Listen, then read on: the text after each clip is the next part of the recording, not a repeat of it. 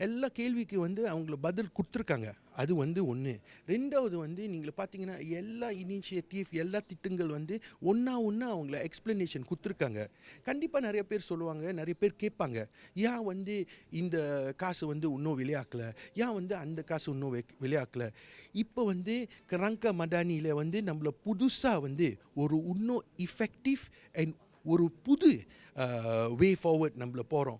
So அதனால வந்து அவங்கள வந்து சொந்தமாக உக்காந்து அவங்கள ஒன்றா பார்க்குறாங்க.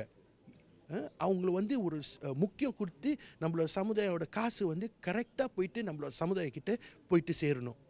அவங்கள வந்து இந்த விஷயங்களை எல்லாம் வந்து ப்ரொமோட் பண்ணணும். அவங்களோட டிக்டாக், அவங்களோட ஃபேஸ்புக், அவங்களோட இன்ஸ்டாகிராம். ஆனால் நம்மளோட சொந்த எம்பிஸும் சில பேர் வந்து தப்பாக சொல்லிகிட்டே போனாங்கன்னா நம்மளோட சமுதாயம் எங்கே தான் போகுது? கேள்வி இருந்துச்சுன்னா நம்மள எல்லாம் கூட்டாளி, நம்மள எல்லாம் ஒரு டேவானில் உட்காடுறோம்.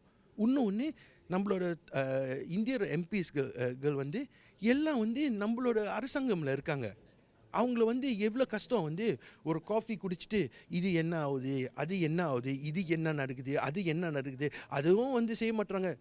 தெருசாக வந்து மைக்கு பிடிச்சிட்டு பாம்பு பண்ணிகிட்டே இருக்காங்கன்னா என்ன நடக்க போகுது?